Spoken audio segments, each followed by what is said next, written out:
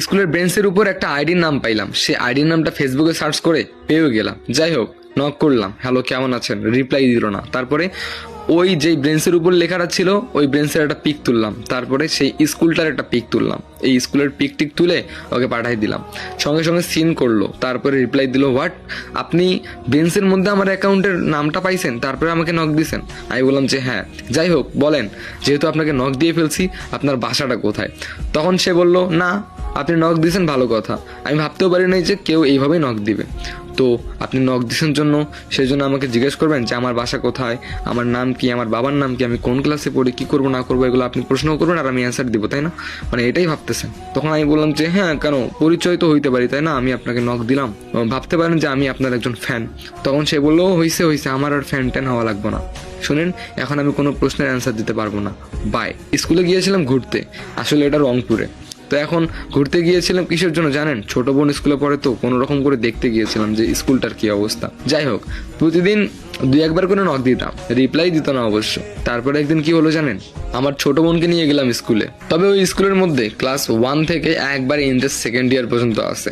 আর আমি জানি না যেই মেয়েটাকে আমি নক করছি সেই মেয়েটা কোন ক্লাসে পড়ে। ছোট বোনকে নিয়ে গেলাম, আর আমার ছোট বোন ক্লাস 3-তে পড়ে। ছোট বোনকে ক্লাসে বসিয়ে দিয়ে আমি মাঝে সাঝে স্কুলটা একটু ঘুরে ঘুরে দেখতাম, কিন্তু কখনো সন্দেহজনকভাবে কোনো মেয়েকে সন্দেহ লাগে নাই যে এই মেয়েটারই অ্যাকাউন্ট। কি আর করি, প্রতিদিন নক দিতাম, হালকা পাতলা রিপ্লাই দিত।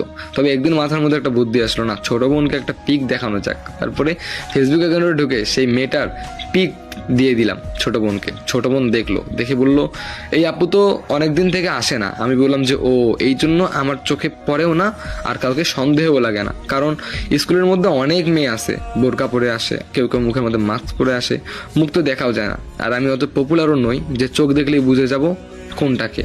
যাই হোক, ছোট বোন চিনছে, কিন্তু মেয়েটা নাকি স্কুলে আসে না। একদিন মেসেজ দিলাম, আপনি স্কুলে আসেন না কেন? তারপরে দেখলাম সিন করে রিপ্লাই দিল, আমি স্কুলে যাই কি না যাই আপনি কি আমাকে ফলো করেন? আমি বললাম যে হ্যাঁ, আমি আসলে মানে আপনাকে ফেসবুকে দেখলাম, তো তো কখনো আর কি স্কুলে দেখা হয়নি। তখন মেয়েটা বলল, আসলে আমি স্কুল ছেড়ে দিয়েছি। আমি বললাম যে ও আচ্ছা, তাহলে চলেন একদিন মিট করি। তখন মেয়েটা বলল কি জানেন, আপনার সঙ্গে দেখা করার কোনো রকম ইচ্ছাই আমার নেই। আমি বললাম, আরে ভাই কেন রে ভাই, আমার ফেসবুক পিকটা দেখেন, আমি দেখতে কেমন একটু দেখেন, প্লিজ একটু দেখেন।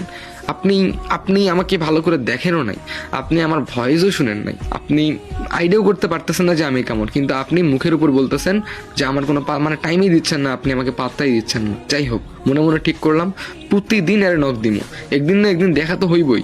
সামনাসামনি দেখা করে এক কাপ হলেও চা খেয়ে বিদায় দিয়ে আসবো, এইটাই আমার টার্গেট ছিল। প্রতিদিন মেসেজ দিতাম, সে সিন করতো, উড়াধুরা গালি দিত, রাগ হইতো, কি আর করার, আবারও নক দিতাম, কারণ আমার কেউ নাই। আর মেয়েটা ছিল একটু সহজ সরল, হুট করে রেগে যাইতো আর তার রাগ ভাঙাতাম আমি, খুব ভালো লাগতো। প্রতিদিন নক দিতাম। একদিন কি হলো জানেন, আমার ফোনটা আমি হারিয়ে ফেললাম।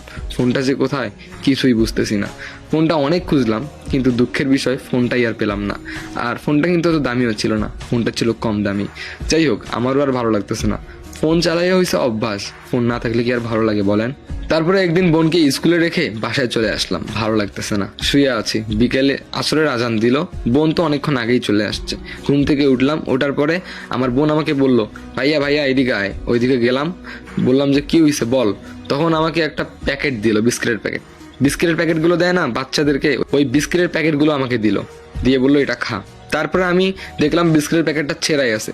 তারপরে আমি আরেকটু ছেড়ে একটা বিস্কিট নিতে গিয়ে দেখলাম ওখানে একটা সাদা কাগজ।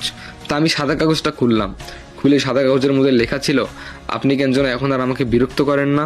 যাই হোক, আপনার এই পাগলামোগুলো অনেক ভালো লাগতো, আপনাকে অনেক মিস করতেছি, আসুন দেখা করব। আমি সঙ্গে সঙ্গে বুঝে গেলাম, না এটা তো ওই মেয়েটাই। যাই হোক, আইডির নামটা কি ছিল জানেন? মায়াবী চোখ আইডির নাম ছিল এটা। যাই হোক, আইডির নামটাও একটু রহস্যময়, তবে ওই মেয়েটার নাম কি এখনো আমি জানি না, আর আমার ছোট বোনও জানে না, কারণ ছোট বোনের সিনিয়র ওরা, আর আমার বোন ভয়ও পায় একটু একটু। যাই হোক, তারপরে ভাবলাম যে না, এবার দেখা করতেই হবে, কিন্তু কন্টাক্টের নাম্বারও লিখে দেয়নি যে কিভাবে দেখা করব না করব। তারপর ছোট বোনকে বললাম, কালকে যদি আবার তোকে কোনো কিছু জিজ্ঞেস করে তখন বলবি যে কোথায় দেখা করব। তারপর ছোট বোনকে পাঠাই দিলাম, ছোট বোন বলল ঠিক আছে। তারপর ছোট বোন স্কুলে গেল, আবারও বাসায় আসলাম। ছোট বোন বলল, ভাইয়া ওই আপুটা বলছে তুমি নাকি ভালো করেই জানো ওই আপুটা কোথায় রাখছে তোমাকে। তখন আমি চিন্তা করলাম, ভালো করেই জানি কোথায় ডাকছে। তখন একটু মাথা খাটিয়ে দেখলাম, না না না, ফার্স্ট টাইম আমি ওর অ্যাকাউন্টের যে নামটা যেখানে পাইছি, মানে যে ব্রেন্সের মধ্যে, সে একটা ক্লাসরুমের ভিতরে। আমি তো গিয়েছিলাম স্কুল বন্ধের সময়, তার মানে স্কুল যখন ছুটি দিবে তখন সে ওখানেই থাকবে। যাই হোক, স্কুল ছুটি দিছে বিকালবেলা, আমি খুব তাড়াহুড়ো করে দৌড়ে গেছি, গিয়ে দেখলাম যে গেটটা বন্ধই আছে, তো তালা দেওয়া নেই গেটের মধ্যে। আস্তে করে টাচ করতেই গেটটা খুলে গেল। গেটটা খুলেই দেখতে পেলাম সে দাঁড়িয়ে আছে। ফিলটাই অন্যরকম হইতেছে, মানে খুব লজ্জা পাচ্ছি। ভিতরে ঢুকতেছি, আবার বেরিয়ে আসতেছি, আবার ঢুকতেছি, আবার বেরিয়ে আসতেছি। সে বলল, এই যে মিস্টার, এত কাহিনী না কইরা সামনে এসে বসেন। তারপর সামনে এসে বসলাম, সেও আমার সামনে দাঁড়ায় আছে। আর আমাদের মাঝখানে কি জানেন, ওই অ্যাকাউন্টের নামটা। তখন সে গরম গরম চোখে আমার দিকে তাকিয়ে বলল, এইখানে লেখার কারণেই ঝামেলাটা শুরু হয়েছে তাই না? এখন আর আমাকেও ভালো লাগে না আপনার বিরক্ত করাটা, ওইটা ছাড়া। আমি বললাম যে, ও আচ্ছা, তাহলে আপনারও ভালো লাগে না? আসলে আমার ফোনটা চুরি হয়ে গেছে তো, ওই জন্য আমারও ভালো লাগে না। তখন সেই মেয়েটা বলল, আপনি একটা জিনিস ভুলে গেছেন। আমি বললাম, কি? তখন সেই মেয়েটা আমাকে সঙ্গে সঙ্গে বলল, হ্যাপি বার্থডে টু ইউ। আমি অবাক হয়ে গেলাম, আজকে আমার বার্থডে ছিল, অথচ আমারই মনে নেই। সঙ্গে সঙ্গে পিছন থেকে সে একটা গিফট বের করলো, আর সেই গিফটটাতে একটা ফোন ছিল। যাই হোক, একটা ফোন উপহার পাইলাম ফার্স্ট টাইম। এবার তো আবার কন্টিনিউ শুরু হবে কথা বলা। তখন সে মেয়েটা আমাকে বলল, এবার তাহলে যাই, অনেক কথা হলো। আমি বললাম যে, আচ্ছা ঠিক আছে, তবে এবার যদি মেসেজ দেই একটু দয়া করে রিপ্লাই দিন। তখন সে বলল, যদি রিপ্লাই না দিতাম তাহলে এই ফোনটা উপহার দিতাম না। তারপরে সে টেরা চোখে তাকায়া মুচকি হাসি দিয়ে চলে গেল। আমিও একদম গুলগুলো হয়ে গেলাম। তারপরে কি হলো জানেন? তো গাইস, বলুন গল্পটি কেমন লাগলো? আশা করি অনেক ভালো লাগছে।